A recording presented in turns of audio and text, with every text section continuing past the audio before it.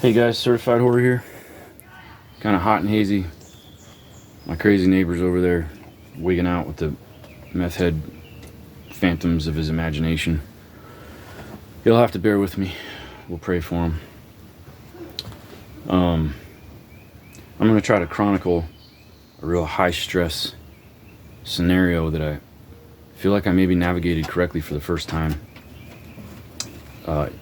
For those of you who've never tuned into this channel, I'm an obsessive compulsive, lifetime of mommy issues. I'm an anxious avoidant attacher. No, I take that back. Anxious preoccupied. Anxious preoccupied AP. It's one of the insecure attachments. I'm not an avoidant. I rush toward attachment. A whole pile of narcissistic defense mechanisms. An absolute believer in Jesus Christ. I went from atheist to believer the night that he saved me from shooting myself with a fireball in the sky. So that's my testimony. I'm not a substance abuser of any sort. I guess I'm abusing coffee. Codependent. I was raised and trained to be codependent my whole life. Anger issues my whole life. Military veteran because anger serves the military really well. Marine Corps veteran. 44 years old, 2 kids. Second marriage, 14 years. She's a cheater. I never cheated on her. Porn addict from 9 years old. What else? What other bad things can I say to myself? Compulsive liar. Lying to myself primarily. Didn't know I was a liar. Till you just kind of... Well, Jesus is a standard. He's a good enough mirror to shine at you that you realize, oh my God, everything I've been saying is a half-truth. Professional womanizer, you could say. Not in the cheating sense. Not in the lying sense. I could go from one to the next, or if there was 2 women that didn't mind sharing me independently, then that would be a situation that I would put myself in. Again, a monogamous marriage, 14 years. Got a girl pregnant the day that I came home to say, get out of my house. I'm tired of you smashing my house. I'm tired of you flipping out, screaming at me, all that stuff. The day I came home to say, get out of my house, she said, we need to talk. I said, I know. I don't want to be with you either. She said, no, I'm pregnant. What are we going to do? I said, we're going to raise a child. I didn't want to marry her, but I had to for insurance purposes. And I'm taking responsibility for these things because I could so easily just point the finger like everybody else and say, my ex is a narcissist. And she absolutely is. She is wounded and developed the same manipulative narcissistic defense mechanisms to protect that little girl inside that I did. She loved the little boy in me, accepted the little boy in me, just like I accepted the little girl in her, but we made a marriage out of rejecting the adults that we grew into. And I reject the adult I grew into as well, honestly. I reject who I became, who I spent all my life building. I reject that person. They were awful. And I have tremendous empathy. So here's, for all of you that make your living talking about what a narcissist is or isn't, shove it up your ass because you don't know what you're talking about. I do narcissistic things, but I have tremendous empathy. I feel sorry for every person that's wounded and hurting. Even the bully. Even the bully. I can pop off and be furious at them. I can want to smash their face in. But deep down, I understand that they're hurt and they're wounded, and I feel sorry for them because I can step in someone else's shoes. And I actually have too much empathy and no boundaries. So the boundary part segues pretty well into what occurred. My ex-wife, divorce is not final, but she's not mine anymore, and my emotional state, my hyper-codependence, is slowly starting to not see her as mine. You can't keep looking at this person. You can't keep looking at photos. You can't keep seeing them. You can't keep interacting with them and have that fade away. It really does take a period of no contact. And in some senses, anger actually helps. You're going to process some anger, there's no question. But in some ways, anger actually helps to break this codependency bond. The codependency it's a function of insecurity. If, the first person that you abandoned from your childhood trauma was yourself, and you try to gain people attaching to you by works. So, the Bible says faith without works is dead. But it also says that, now that's James, which is the name of the boyfriend, and that's fine. He's not a bad guy. He's not a bad guy. our situation's not great, but he's not a bad guy. It was James who said faith without works is dead, if I'm not mistaken. But throughout the scriptures, you've got the concept that works cannot gain you salvation. So works is a necessity for a Christian, but you can't save yourself by working. You have to receive the love of Christ for free. You can't earn his love. It's priceless. But you can have it by just accepting it. And so that's a critical concept that is so easily minced and distorted and so forth. Pity. Get out of there. Stop eating grass. You're going to throw up. So a person with a broken, traumatic childhood and a sense of no self-worth, that like for boys, boys will become the prototypical love-bombing Prince Charming narcissist, the same way that the girl becomes the princess with the hopeless romantic princess. And that's exactly who ends up with narcissistic princes, because we all spent our traumatic childhoods being plopped in front of a Disney movie while mom and dad did whatever mom and dad did. And we were supposed to veg out on Disney movies, and they taught us a bunch of untruths, like that you only have one soulmate, and that you just have to try on all these different glass slippers to find them, that there's no conflict in true love. That's absolutely untrue. True love is when you have conflict and rupture, conflict resolution, continual resolution, when two people have the ingredients and the humility and the resolve for forgiveness, for a high capacity of forgiveness and resolution, where you have empathy for the other, where you hurt them and you take responsibility. There's no healing a relationship where one party is just saying, you started it, it's all your fault, and never eventually coming back and saying, that thing I said to you, I've thought through and processed our fight, and it popped off out of nowhere, and I wasn't ready. And instead of taking your soapbox and saying, when you said this, I felt that way. Resolution happens, conflict resolution happens when you say, I said this to you, and that caused you to pop off, and I'm sorry I did that, it's okay that your response is okay. I understand how you responded that way and why you responded that way. And then I went from there to there, we just escalated, and I'm sorry. I'm sorry that we did that. Can we start over? I care about you. I love you. I don't want to hurt you. I take ownership of hurting you, and I want to change and I want to be better. That's true love. That's where true love comes from. This love is built, it's cultivated, it's grown. It's like a giant sunflower. It doesn't show up overnight. It starts off as a seedling, okay? And it has to not be snuffed out. It will grow in time if it's watered and has minerals in the soil, has nutrients, and it's got water and it's got sun. It will grow in time, unless you snuff it out or stomp on it or this or that. If you abort the relationship early, it can never grow into this true love that you've always sought. Traumatized children are often pushed into adulthood too soon, when their brains are not ready to cope with adulthood, so they cope with different mechanisms. And one of them is obsession and fantasy.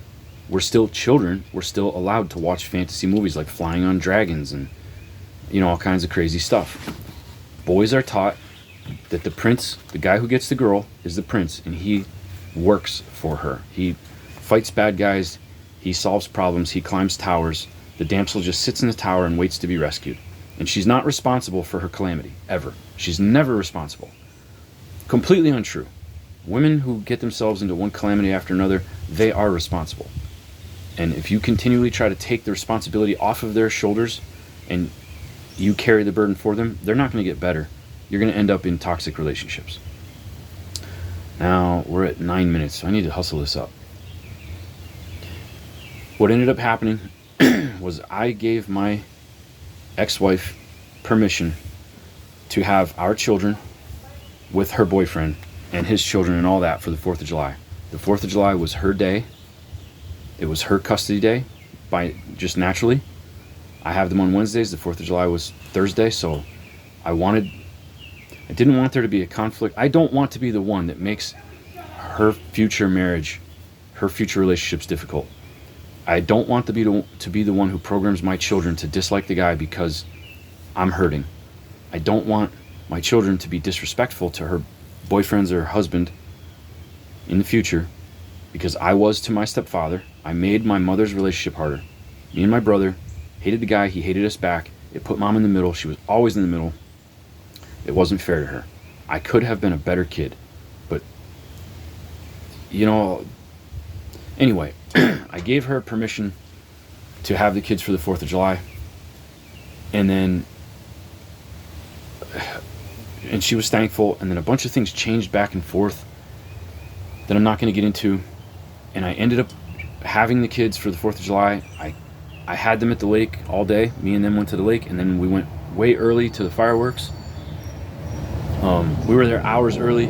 Perfect spot, awesome spot. We were all set up, like splayed out on the grass. We had chairs, we had blankets, we had music, we had everything.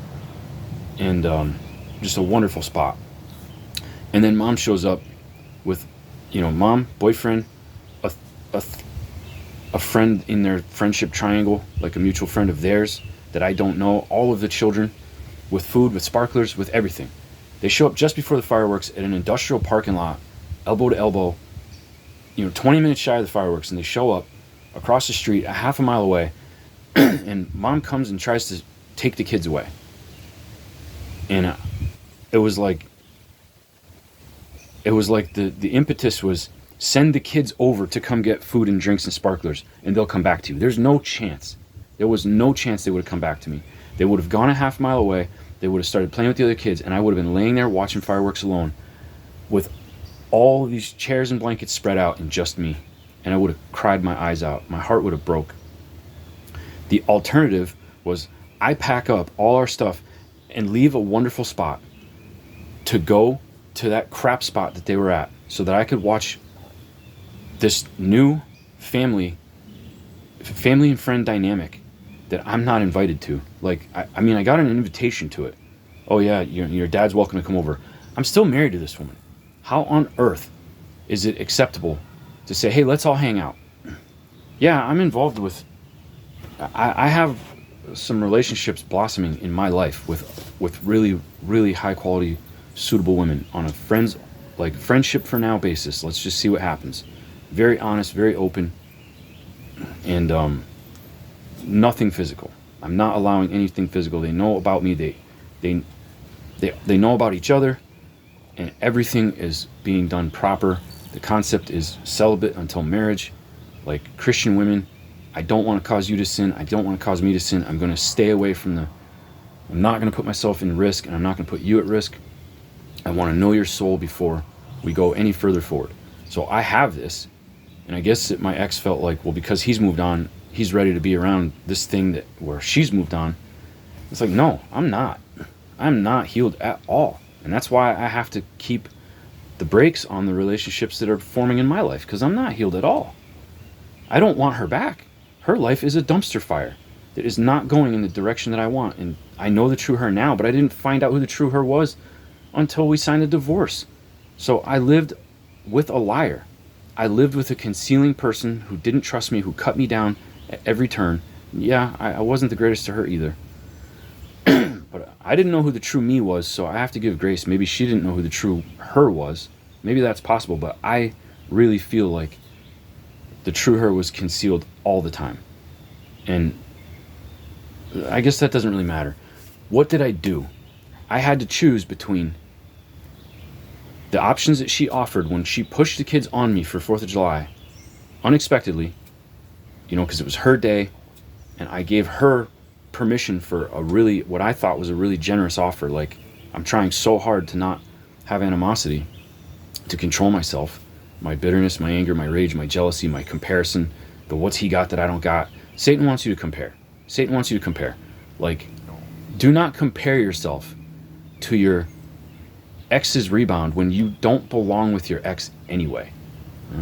She's saying something to me. I'm like mobbed with women right now.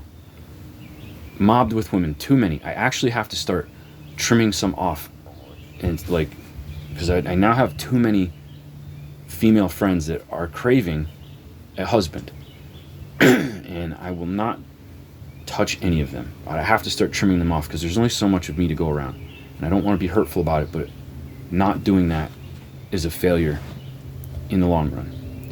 You cannot juggle 3 women. Mr. Nice Guy who doesn't want to hurt anybody, I tried it years ago. The only time I ever cheated was trying to be a nice guy and juggle women. And it hurt everybody even more. So that's not what a nice guy does. A nice guy says, I'm sorry, there's somebody else. I can't see you. Now back to the point. I was being forced to choose. I was being forced by my ex, who's very crafty and probably not even conscious of her incredible manipulation skills. And where my head spins and I get jerked around all over, and the issue is that the first thing that I do is abandon my own needs. I abandon my own needs, I abandon my own power, I abandon my own worth and my own rights. I have the right to be in control of my day, my feelings, and what I allow people to do to me. I have the right for that, but I've never exerted my right for that. My power has been used to do bad things and not protect me from people that I should have protected myself, but I gave them access and I gave them the remote control on my time, my feelings, my emotions, my labor, my money, my everything, my future. I gave away the remote control to my whole life. That's what codependency is. And I have to take that remote back. I have to take that remote back. And the 4th of July was a huge milestone in that process. Because basically, her interaction was going to either leave me crying on a blanket alone without my kids for a beautiful fireworks session while they're over there with the replacement family. The family that I worked to have, the family that I dreamed to have. Oh, it's over across the street. And they choose over there, not me. That was going to break my heart. And, my plan was for them to be with mom for the 4th of July and me to go camping. Me to go load my 4-wheel drive truck, put all my crap in it, get a couple tall cans, and me go off I'm not going to say where, but me go off in a big trail network that I've been dying to go wheeling in forever. And me find a good bluff, set up shop all alone, solitude, turn my phone off, or at least I wouldn't have any service out there anyway, but turn my phone off, bring my Bible, and watch the fireworks off over this river valley at some faraway town and not feel like I'm sitting home alone like a loser on 4th of July while my family's out. I wanted to give her consent to have a great time and start rebuilding her future and not have me be hurt and lonely in the process. I wanted to do something good for me. She ends up wanting me to take the kids. I end up taking the kids. I make a wonderful time for us. And then at the last minute, she shows up to effing wreck it. She shows up to wreck it. The choice is, hey, you can sit alone while I steal the kids at the last second. Or even worse, you can tag along into enemy territory and feel as awkward as possible while you watch me love on my new man that's your replacement. And at the last minute, she called me. I was packing stuff up. The kids were all excited to go play with that crowd in a factory parking lot, elbow to elbow with everybody else in a factory parking lot. I was packing stuff up, and at the last minute, she calls to say something, and I popped. And I was like, why do you do this to me? Why do you do this to me? Why do you engineer these situations? I gave you access to the kids so you and him could have your family day. You said no, you pushed it back to me. You waffle back and forth. I finally take the kids and make it into this great family thing, 4th of July with Dad, and you show up to steal them and leave me between horrible and horrible. Heartbreak 1 or heartbreak 2. And I was like, no, you're not doing this. You can't have them. I'll take them home after, I had to transfer the kids to her at the end of the night. It was like, I will bring them to your house after. You cannot have them. Have a nice night. Click. And of course my kid, and this is right in front of a bunch of people. We packed up all these blankets, packed up the chairs. And then the kids then there's the heated phone call. I'm sure everybody who was lined up in lawn chairs got to watch the whole spectacle. And probably hear it too. They see the stress on the kids. They see the stress on me. Then they see me throw the stuff down and start unpacking it and spreading it back out. And then my daughter start sobbing and blubbering. Both of my kids with this utter despair because they thought they were going to go play and have fun with sparklers and soda and pizza and everything with mom and, new guy who they think is great, and I'm sure he is. And then there's my feelings that are like, oh, well, he's great, which means I'm shit. But the truth is, no, I'm not shit. I'm pretty damn awesome. I'm freaking pretty damn awesome, and I have to start remembering that. I'm worthy. If I wasn't worthy, there wouldn't have been a fireball in the sky over my head, because the Lord chose me. I chose to die, and he chose to not let me die because I'm a son of his, and he loves me. So if the creator of the universe can love me, I must have some kind of value, and some other guy does not remove that value. But you know, the traumatized childhood and listening to the devil through all of the access you give him through sin will whisper in your ear continually, oh, you're replaced. Well, they're out on a boat today, and you know, today I have not heard from my daughter. She has a phone, and she's supposed to check in with me every day, so I know she's okay. And I gave permission. The kids are out on a boat with the new family, the new social sphere, the friend up the road who's a nice woman, and I've met her, and I have no qualms, and she's actually looking out for my kids while their mother's at work. And I have to be appreciative of this other woman. I'm not going to get into explaining it. It'll get too long. The other woman. I know that doesn't make sense. There's a friend. There's my ex-wife, her boyfriend, and then a mutual friend of the two. So there's a three-way triangle of adults. And then there's kids. Each point of this triangle has children. And you know what? It's great that they all have each other. It's great that all the kids are friends. It's the village that she needs to do the family parenting. It's the village that she needs. And I want that for her, and I'm happy for her. And I'm not going to resent any member of that triangle. I'm going to stay in control of me. I'm going to turn off the narcissist.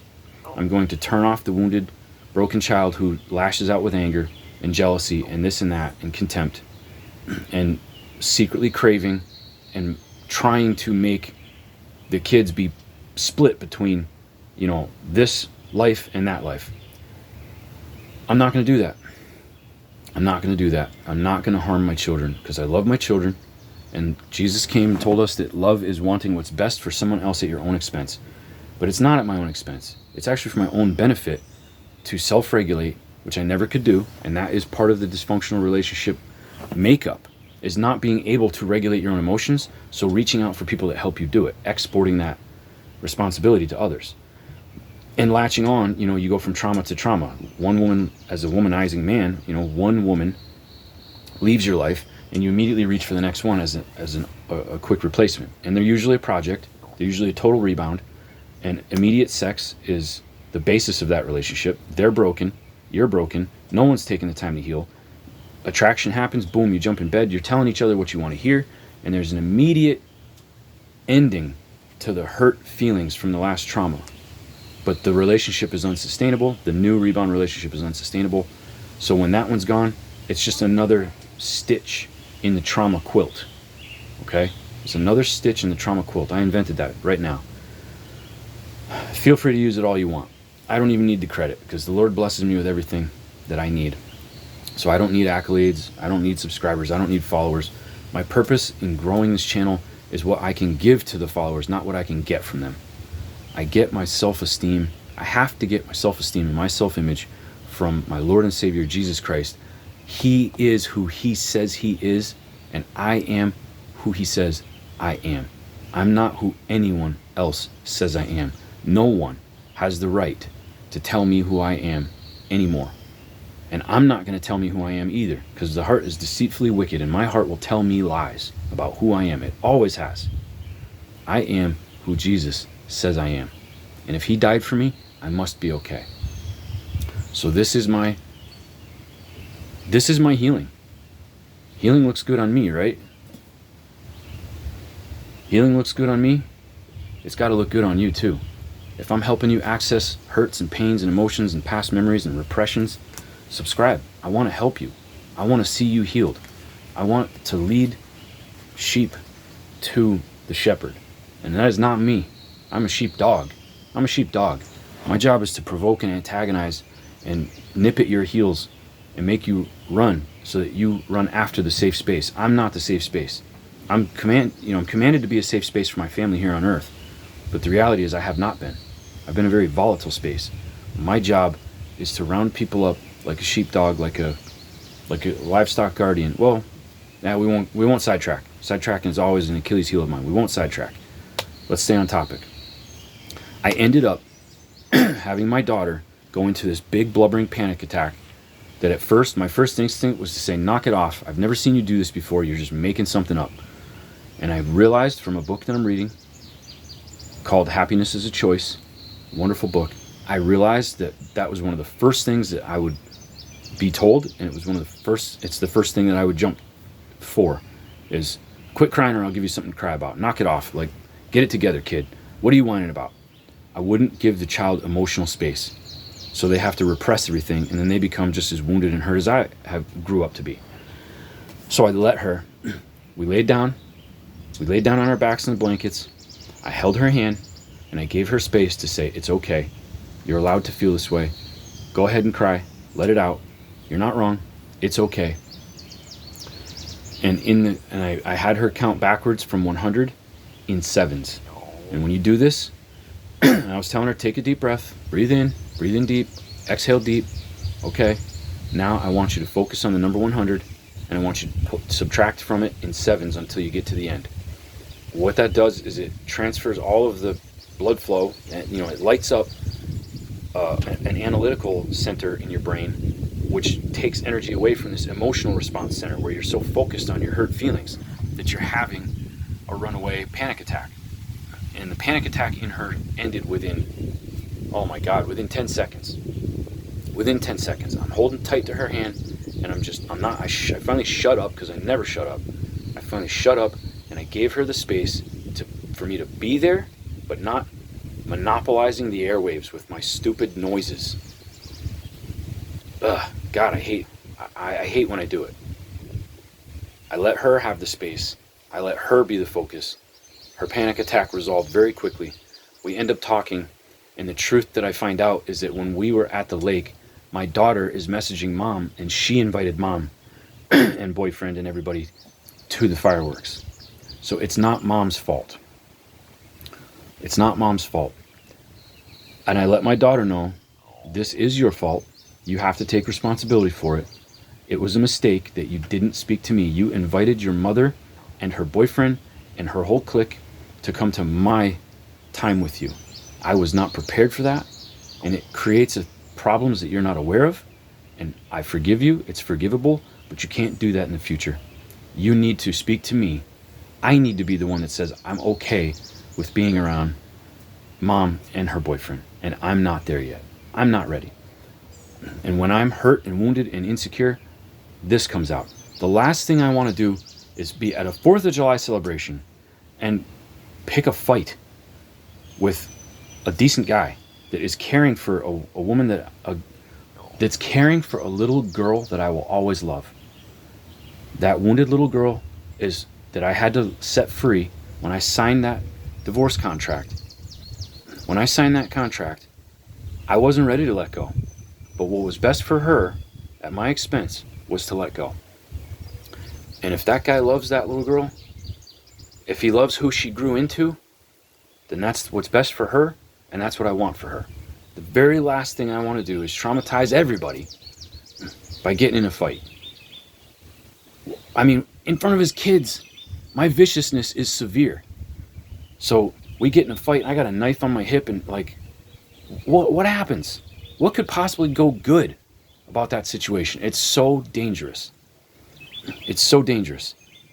I mean, I can take a beating, but I don't go losing fights. I'm so glad. I'm so glad, because when I was packing that stuff up and walking over there, I felt the fight coming on. And I don't want to feel that. I don't want to be in this dude's presence until the fight is gone. And that means that the feeling that she's mine, that has to be gone. I am at 3 days. This is 3 days, no sight, no sound, no contact. This is 3 days, which is the longest stretch ever. And it is a necessity. It is an absolute necessity to allow the emotional connection to start to blur and fade. And it has to happen. Guys, girls, whoever, if you're hooked on somebody in a trauma bond and they destabilize you. I am not unstable with a stable Woman, I'm not. I have to be with a person who's their fit to me is one that provokes and antagonizes and makes insecure. The brain wants to go back to what it knows. If you were rejected by mom or dad, if your childhood core wound left you with a deep, profound sense of I'm not good, I'm not okay, I'm broken, I'm irreparable, I'm not worthy, I'm trash, then you will naturally have an attraction, a subconscious attraction. You will attract people and settle for people that confirm what your brain has already accepted. Yes, I'm trash. That woman that I love, that I'll guarantee you she still loves me, screamed in my face, I hate you so many times. I effing hate you. And it stabbed me right in the chest. I could feel what I now know to be cortisol and like inflammatory cytokines and all kinds of adrenaline, tons of adrenaline, shaking levels of adrenaline, quivering, shaking levels of adrenaline, full-blown PTSD. Being told about, the moment that you find out you've been cheated on by somebody you trusted for 5 years, and the cheating was 5 years ago, and you've slept with them every day, not knowing that they have defiled themselves with somebody else and concealed it, and said, looked you deep in the eyes and said, I love you so much, so many times. When you find that out, it's worse than war. It's the same level. The research has shown the PTSD of a trauma betrayal, or betrayal trauma, rather, betrayal trauma. Cheating is a betrayal trauma. I was in the Marine Corps for 9/11.